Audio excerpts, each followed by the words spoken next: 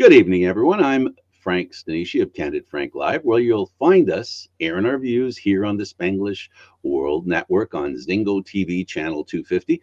Please remember to download the Zingo TV app at the respective app stores for iOS and Android devices. While you download, make sure you rate and leave a comment. Both apps are absolutely free.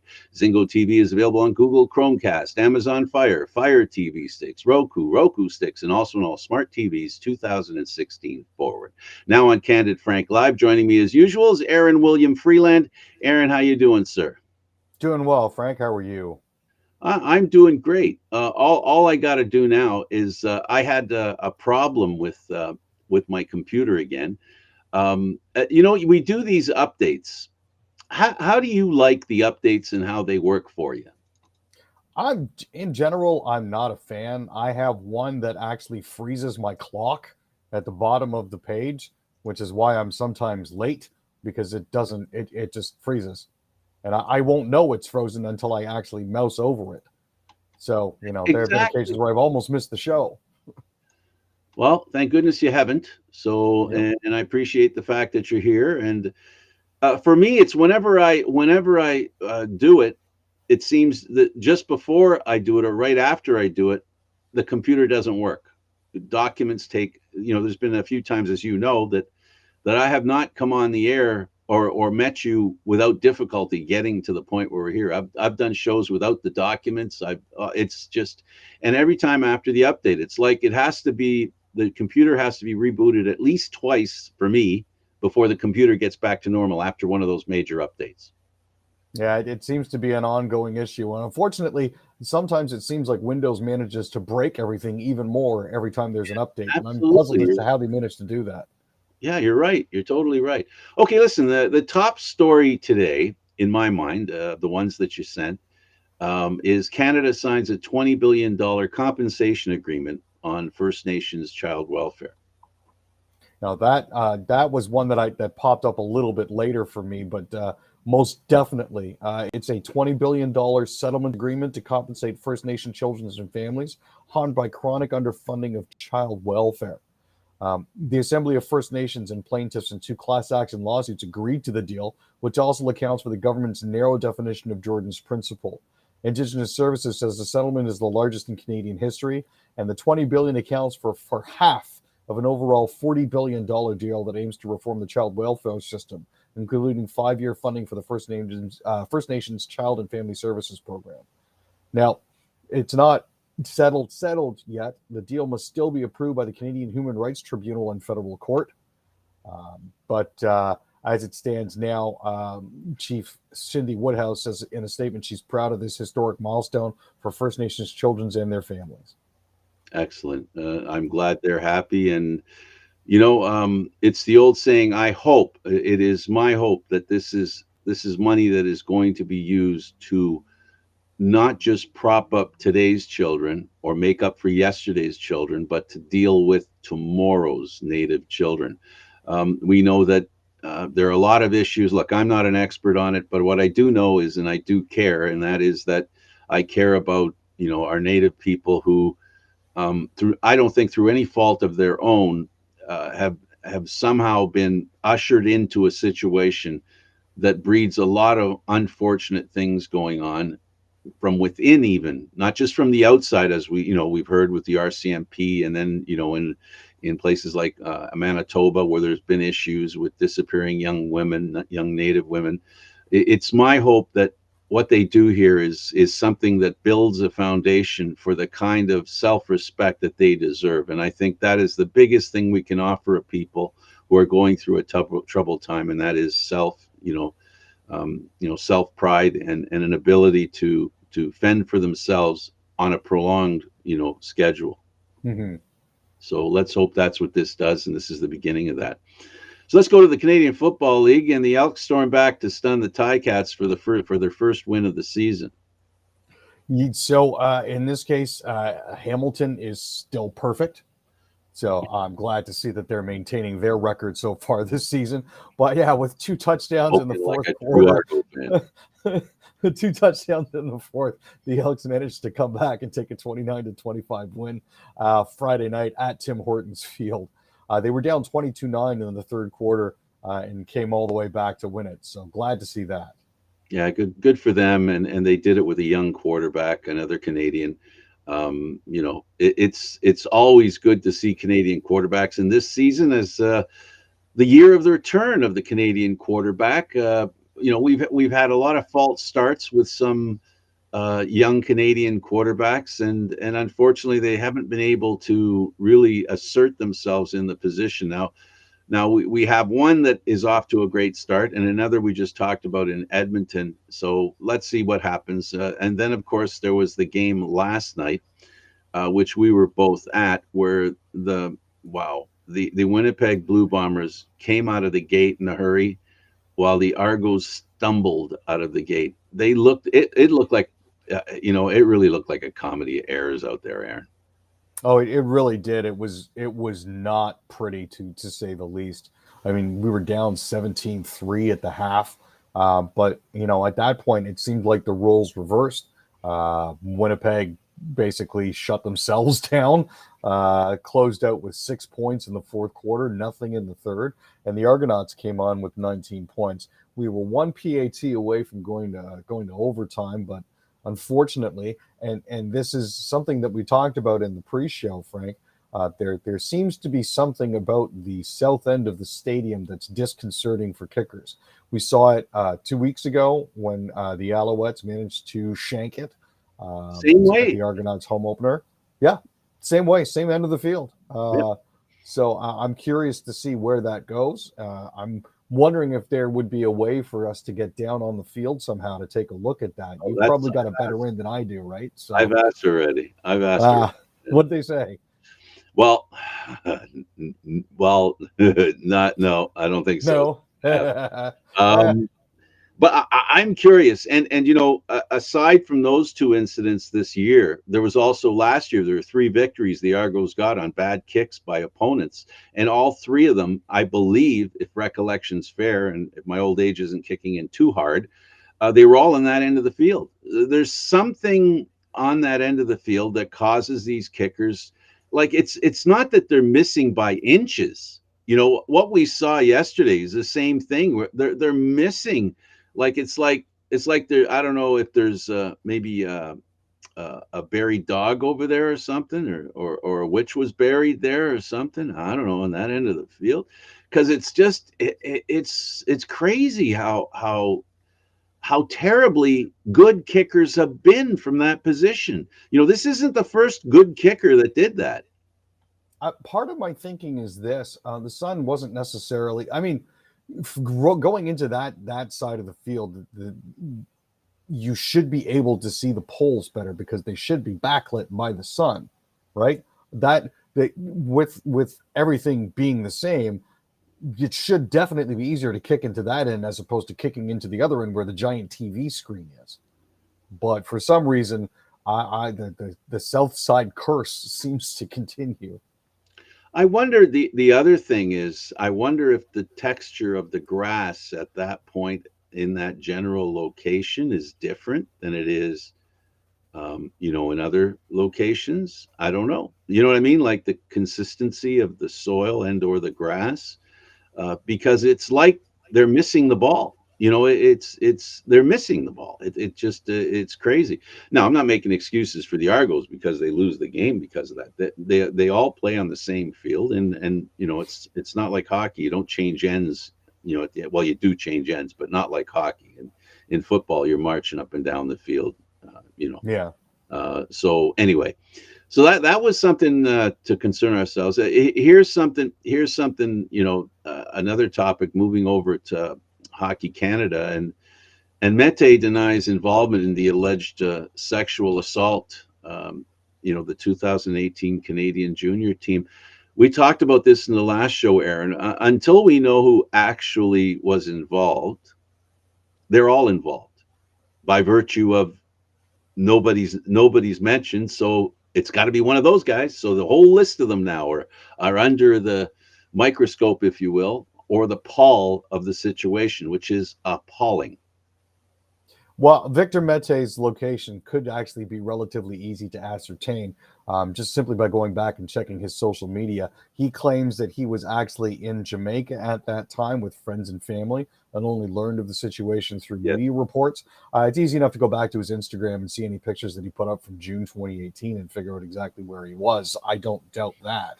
Um, but I mean, the issue here is this now goes deeper than that. Recipe Unlimited, which is the parent company of Swiss Chalet and the Keg, announced on Thursday last week that they were suspending their partnership with Hockey Canada. And I mean, this goes in lockstep with Tim Hortons, with Imperial Oil, Mhm. Scotiabank, Canadian Tire, Telus. Bauer has said that they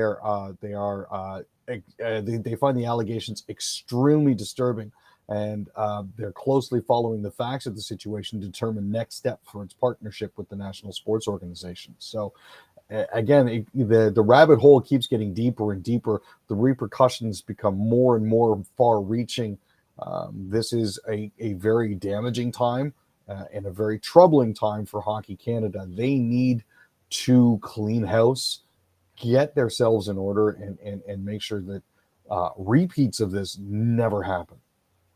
And that NDA paid for may Hmm. become irrelevant. Well, That, at this that point, may be a non-factor because the Hockey Canada is going to have to make a very tough decision, and that is, do they do the right thing and at the same time hurt some young men who did something apparently that deserved some attention and also required payment to a woman. So, I'm not here to pretend or to to propose that anybody did anything wrong. Neither, and I'm not talking about the young woman either. I just, unfortunately, when we have this situation where there's the old saying, where there's smoke, Aaron, yep. and that's what we're dealing with here. There's a lot of smoke billowing, and there's a lot of people that are gagging on that smoke, saying, "I don't think I want to be near the fire." So they're distancing themselves from the situation, and that's the right that companies have. And now Hockey Canada has to make a decision that I don't think they want to make, and that is, we're going to end up finding out who the players were that were involved in this thing, and those players are going to have to be accountable for what happened, and they can't just use the excuse that they were 18. That's not going to be good enough. Nope. There's going to be a real opportunity, and I'm going to call it an opportunity for them to come clean. And I can't see where coming clean, if they do it the right way, in a decent way, a decent, honest, sincere way, I don't see how any of those players can't recover. Not because they were 18, but because it's something they did in their past that they hopefully can resolve and then move on into the future, having learned a very important, serious lesson, and show that Uh, they, that ultimately that's what's got to happen. We all make mistakes. We all end up doing things we regret.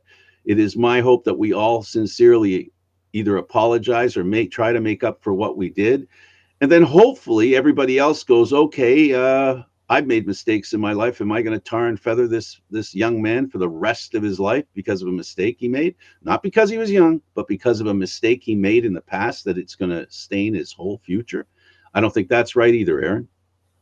well, I mean, if they broke the law, they should certainly face consequences for that. Let's I, not, I try to you know I parse it didn't here. say I didn't say they don't get to do that. I said they have to be made accountable, of course, Yep, and there has to be a sincere understanding of what they did, what was wrong with what they did. Because if someone doesn't understand the mistake they made, there's a good chance they're just going to keep repeating it, right? exactly. And So, that's and this what is an we're opportunity to correct that. right, and that's the key. It has to be corrected, right? But again, I repeat, I want to add this part. If they correct it and they sincerely are accountable and they pay their debt to this young woman or to society in general, it is my hope that they can move on with their lives, and given an opportunity to get another chance, at moving forward in a way that they should have behaved the first time, Indeed. but given the chance to prove that they can do that. The San Jose Sharks fire coach Bob Bugner and his assistants. So this actually leads in directly to the second story as well. Yeah, Mike. So not only was Bob Bugner relieved of all of his duties, but all of his coaching staff were as well. 2 months after their regular season has ended, Bugner had only been the coach with the Sharks for the past 2.5 seasons after replacing Peter DeBoer in December 2019. They've missed out on the playoffs each of the last 3 years, following a run of 14 playoff appearances in 15 seasons, including a trip to the finals in 2016. So, following on the heels of that, the Sharks have now named Mike Greer, former NHL forward, as the team's next general manager. Some are positing that this is because they don't have enough people with actual hockey experience in their front offices, just a lot of folks with business experience. So, this bodes well for the organization. He will be the first. He'll be the first Black general manager in the NHL. So, congratulations to Mike Greer on that. Absolutely. So the Lightning make a tough trade. McDonough to the Predators. This is a guy who came from the Rangers and was a big part of turning that franchise around into becoming a Stanley Cup champ twice, back to back. Yeah. So basically, they traded Ryan McDonough to the Nashville Predators, which cleared out $6.75 million in cap space. But at the same time, they received Philippe Myers and forward prospect Grant Mismash on the deal. So they got rid of 6.75, picked up 2.55. This allows them to bring back top left winger and playoff star Andre Palat. And going with that as well, the Lightning also retained Nick Paul with a 7-year, $22 million contract, which is good for him.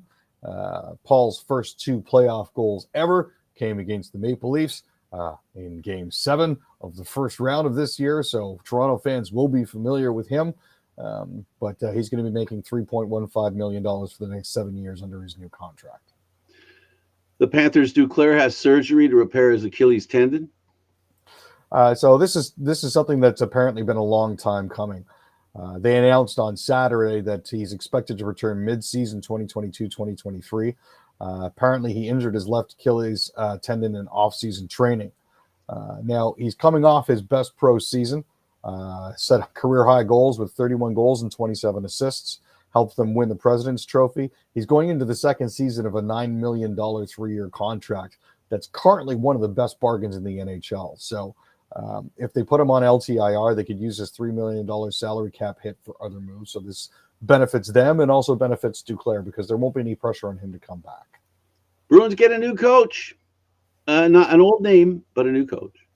Yeah. So they've hired Jim Montgomery as their new coach. So the coaching carousel continues. The same 40 or so trusted hockey men are going to be swapping around places here. So he's basically coming over to replace Cassidy. So it'd be good to see what he does there. And now he was fired from his first NHL head coaching job by the Dallas Stars in December 2019. Now this was over allegations of unprofessional conduct, but he has apparently reformed himself and is looking forward to taking a job behind the bench. Yeah, he has reformed himself, and because of history, he's really going to need to reform himself. That's tough. The Flyers signed their goalie prospect, but he can't leave Russia because the Russians say he's a draft dodger. Now, apparently, he was arrested. He was given injections that he was not aware of what was in them, and has actually currently been carted off to serve in the Russian Navy in the Arctic Circle from the most recent reports. So instead of continuing to play at CSKA Moscow for another year and satisfy his 2-year military requirement, he has been packed off to the gulags, essentially. So this is disturbing because he's a relatively high-profile individual signed to an NHL deal, and they can't get him out of Russia now because they don't know where he literally don't know where he is. And do the people in Russia know this stuff? He's their Olympic goalie. Yeah, and according to TASS, the Russian-led. Sorry about that, Frank. According to TASS, he's facing punishment for this. So I can understand the punishment. What I can't understand is being drugged. I don't know what the Russians have with drugging people, whether it's steroids for the Olympics or assassinating people in other countries. They're real, their drug culture is a little different than most people's drug culture. Just a little bit different. Yeah. My gosh, it smacks of. And then you arrest somebody for having hashish oil in your. Never mind. Anyway, the Red Wings hire Lightning assistant Derek Lalonde as their coach. Now, Lalonde has spent the past 4 years with John Cooper in Tampa Bay, and that included, obviously, the Stanley Cup wins in 2020 and 2021, and obviously the trip to the finals this year in which they weren't successful. Detroit is a team that is projected to be on the up and up this year, so it's not surprising that they would attempt to pick him up. So I'm glad to see that he's moving on. Hopefully he'll be the shot in the arm that the franchise needs. Engel Natsky joins Caps, first woman to become NHL video coach. Yeah, now she's not only accomplished her goal of making it to the NHL as a video coach, but she's also the first woman to hold a full-time position on an NHL coaching staff. So that's fantastic. Oilers have major hurdles to overcome to bring back Evander Kane. Most of it money. Yeah, most of it is money related. So they're looking into moving things around, maybe putting people on LTIR, maybe making some trades. But his hope, the Oilers general manager Ken Holland has said that I hope to resign him. He's expected to become a UFA this summer, but the problem is that they don't have a ton of cap space. They have just over $7 million in projected cap space, and Evander's expected to gobble up most of that. Haley Wickenheiser among 3 Maple Leafs promoted to assistant general manager. So this is absolutely fantastic news. Dr. Wickenheiser is now an assistant general manager for the Toronto Maple Leafs, Yep. which is, coupled with Engel Natsky joining the coaching staff in Washington, means more women are getting into the higher echelons of the sport where they deserve to be. Great. That's fantastic. Fantastic. Vancouver Canucks inked Brock Besser to a 3-year deal. So this was an important part of them bringing him back. He's got a 3-year, $19.95 million contract. He's only 25 years old, so this 3-year deal is going to see him right into free agency. Now, Patrick Alvin has said that they wanted to keep Brock as a big part of the franchise moving forward. He put up 46 points in 71 games last season. Also, Besser's been dealing with the death of his father, Duke, who died at the end of May, following a long battle with cancer and Parkinson's. I'm glad to see that he's pushed through that. But as it currently stands, the 23rd overall pick from the 2015 entry draft has proved himself as a good hockey performer. So I'm glad that he's back with them. The Canucks add assistants Yo Cull to Boudreau's staff. Colton takes over AHL team. Yeah, so Jeremy Colleton is taking over for their team, which is good for them. He's going to be bringing over some of his NHL experience to the Abbotsford Canucks, which is good. Yeo is coming off stints with the Minnesota Wild as well as the Flyers. Now he was actually serving as the interim head coach following the firing of Alain Vigneault after he was terminated early in the season. So there you have it. Yo's 263, 217, and 62 in the NHL. He's got over 540 games of experience, so that's great. Roe versus Wade has its effect here in Canada. Women in Canadian tech urging companies to pay for U.S. staff to travel for abortions. And I think they mean even coming here to Canada to do it.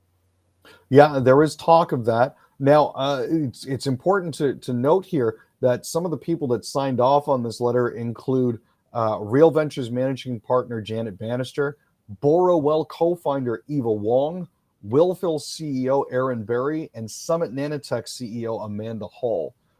There's about 50 signatories on the letter. Those are just some of the heavyweights that are actually putting their weight behind it. So glad to see that. And our last story is Ontario NDP Liberals call for a plan on expanded fourth COVID-19 vaccine shots. We've not seen the end of this, Aaron. No. New Democrat leader Peter Tabens, the interim leader, said Monday that details on the plan are needed now. that a federal immunization panel is recommending shots, and Quebec has moved ahead with fourth doses for all adults. Doug Ford needs to tell Ontarians what the plan is for expanding access to fourth doses of the COVID-19 vaccine. Something else as a carry on to this as well. There is a Queen of Canada who is calling on her followers to disrupt these vaccine buses wherever they find them. So that is something else to be aware of, folks. It's an issue that's not going away. Arrest her, put her in jail. Don't get in the way of other people's concerns about their health. You don't want to go get a vaccine, don't get a vaccine. But don't interfere with my access to healthcare. Absolutely. You don't have the right to tell me what to do, especially when you come out of a group of people who thinks they can say, oh, don't tell me what to do, but I'll tell you what I want you to do. Awesome. I love hypocrisy, Aaron. It's always lovely. Okay, that's it for today. Thanks, Aaron. Thank you, Frank. For Aaron William Freeland, I'm Candid Frank Stanisci. Thank you for watching Candid Frank Live. Aaron Mondays, Wednesdays, and Fridays at 6 p.m. Eastern Standard Time. This show can also be heard on the Spanglish World Radio Network. For Candid Frank Live, other news, entertainment, and sports programming we offer, please check out spanglishworld.ca. Spanglish World. Watch it, hear it, read it, download it, and live it. Thanks for watching, folks. Ciao for now.